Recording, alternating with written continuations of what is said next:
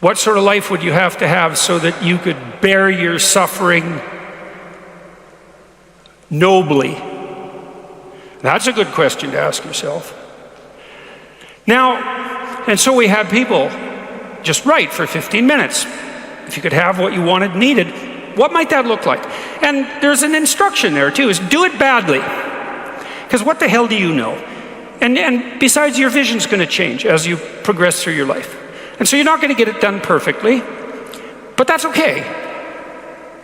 Get it down. Get a rough first draft down, right? A rough approximation of who you could be if you got your act together. Not who other people think you should be, you know? Although that might enter into it because you don't want to be completely...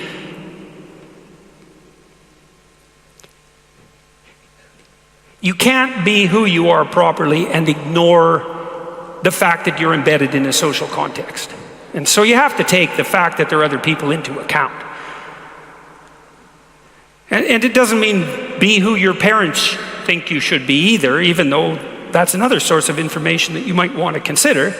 It's a deeper question. It's like, what would actually motivate you? And you might think, well, I could never have that. It's like, that's not the question that's being addressed here. Although I would say, there's no sense floating off into some kind of impossible juvenile fantasy. And we're making an assumption that you're taking the question seriously and that you're going to remain within the bounds of what you regard as sanely reasonable. So that's the first part. The second part was the opposite of that. It's like, okay, now you've specified a goal, where the goal is, in some sense, both your character and your life. And you've specified that rather vaguely. You only had 15 minutes to write about it. And that's a good thing, because now you have something to move toward. Now, I could tell you this technically. This is an interesting thing to know. People say they want to be happy. That's not true, by the way. If you investigate what people mean when they say they want to be happy, they say, I just want to be happy. It's a very funny phrase. It's, what do you mean, just? Like, there isn't anything harder than that. So you can't just say just, that's all you want. You just want to be happy all the time. That's all it would take. It's like, good luck with that. That's not going to happen. So you can get rid of the just. And then, I want to be happy. Well, maybe. Actually, what people really mean when they say that is they don't want to suffer and be miserable. So really what they mean is they don't want to experience excess negative emotion. And you can find that out if you carefully question people and carefully analyze the answers. You find out they're actually more concerned about avoiding the catastrophic negative than living in a world of hedonistic delight. Now, you also find that while avoiding the catastrophic tragedy, they wouldn't mind having a little bit of hedonistic delight. And so some happiness is interleaved in there. Then you might ask yourself, to the degree that people do want hedonistic delight when they're being happy, what does happy mean? And you might think, well, happy means getting what you want. Happy is how you feel after Christmas dinner. It's like, no, that's asleep, right? That's content and asleep. Now that's a form of contentment, but it isn't really what people mean when they say that they want to be happy. The happiness that people refer to when they talk about happiness has more to do with enthusiasm. And enthusiasm is an interesting word because it means it's entheos. It means to be inspired. Inspired is in spirit. It means to be imbued with the Spirit. Well, enthusiastic is to be imbued with the Spirit of God, interestingly enough, and we'll return to that. When do you experience the positive emotion that's associated with happiness? The answer is, not when you've attained a goal, but when you're pursuing one. So you're set up, your positive emotion is associated with movement forward. You could say that your positive emotion is the psychological equivalent of forward movement, just as your negative emotion is the psychological equivalent of freezing or retreating. And so your emotions are very tightly tied to your action. Freeze, retreat, negative. Advance towards a goal, positive. No goal, no positive emotion. Now, if you don't remember anything else from tonight, that's a good thing to remember. No goal, no positive emotion. A corollary of that as well is no goal, confusion. So no goal not only means no positive emotion, it also means confusion, and confusion means anxiety and dread. And so a life without a goal is confusing and hopeless. And that begs the question, what should the goal be? And that's partly what we're trying to establish. You wrote for 15 minutes, you try to develop a vision for your life. Now you have something to move toward. That sets up the precondition for potential positive emotion and happiness. What else do you need to motivate you? Well, how about negative emotion? So what do you do with that? Well, negative emotion can stop you. You might think, well, I'd like to get a better job, but I'm afraid of putting myself out in the job market. I'm afraid of being evaluated. I'm afraid that if I tried something more difficult, I might fail. Then you have your negative emotion opposing you, right? It's anxiety is stopping you. And fair enough, because there are things to be anxious about. But what if you could get your negative emotion behind you, pushing you instead of stopping you? Sometimes in my clinical practice, I would have clients who hated their job. They're laboring under the thumb of a tyrant. And maybe that was partly because they'd turned themselves into slaves. But it didn't matter. They were laboring under the thumb of a tyrant. They needed to make a move, laterally or up. They needed to make a move.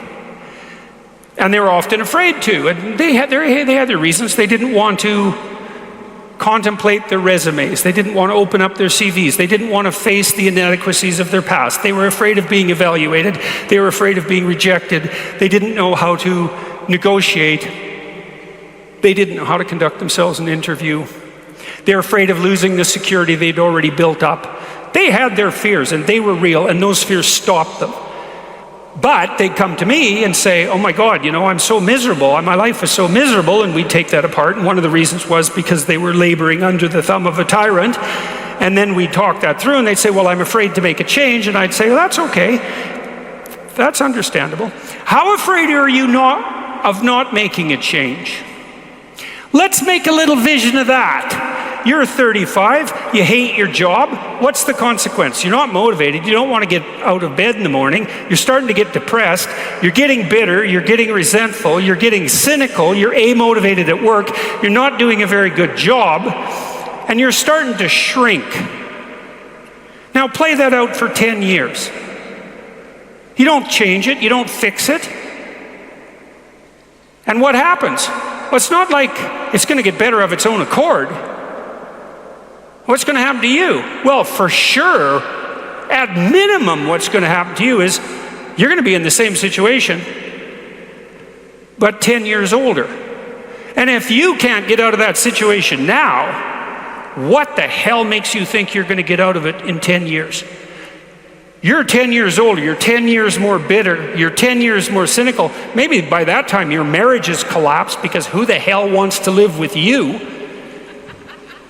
You're even more of a slave than you were because you've labored another 10 years under the thumb of the tyrant and stepped backwards every time you were asked to, so you got smaller and smaller as the tyrant got bigger and bigger. It's like, think about that, and that means imagine it. Imagine that, okay? Now that's the situation. You're stuck where you are, but it's 10 years from now. And when I say think of that, I mean imagine that. It's like really play it out. It's like, you know how miserable you are now?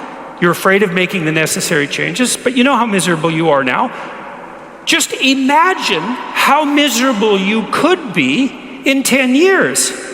And in all likelihood, what you'll find is that you're way more afraid of that than you are of whatever's stopping you in the present. It's really useful to know what your own particular brand of hell might be.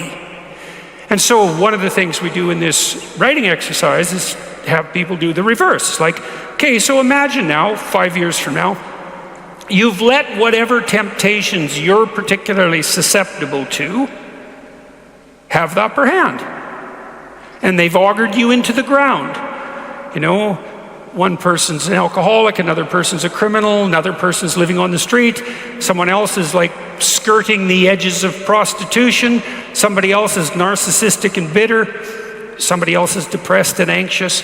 You know where you would fall off the edge of the earth if you fell off in whatever direction you're prone to fall off. Everyone knows that, but we avoid that. You know, that's rule 3. Do not hide things in the fog.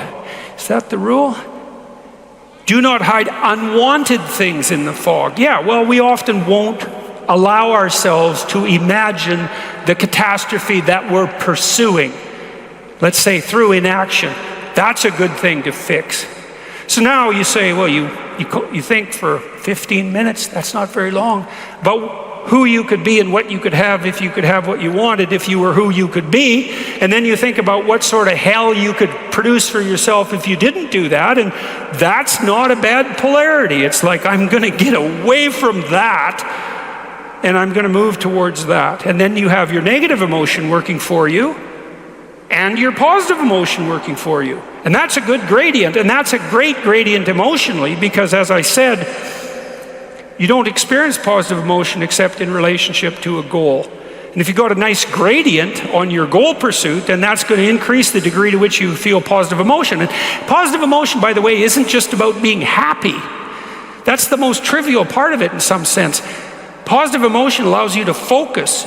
It's the soul of concentration. It's the essence of enthusiastic motivation. When you say, I really want to do that, that statement is predicated on the existence of positive emotion. It's the fact that the goal beckons to you that makes you say, I want to do that. And you know how much easier it is to do something you want to do than to do something you don't want to do. And that ease is actually a consequence of the activation of the system that governs positive emotion. And you might ask yourself, well, how powerful a system is that? And I would say, well, almost all of the drugs of abuse that people are most prone to abusing are abused because they activate the positive emotion system. So cocaine, methamphetamine, heroin is also a painkiller, but it has a psychomotor stimulant element. That's the technical term for the pharmacological effect of pharmacological agents on the positive emotion system. Psychomotor stimulation. Psychomotor because it's associated with movement forward. And cocaine is such a powerful drug because it makes you feel like you're doing something worthwhile. That's the system it hyperactivates. And so it's a primary system of motivation. It's as old as forward movement itself. It's a cardinal source of meaning. And it only manifests itself in relationship to a goal.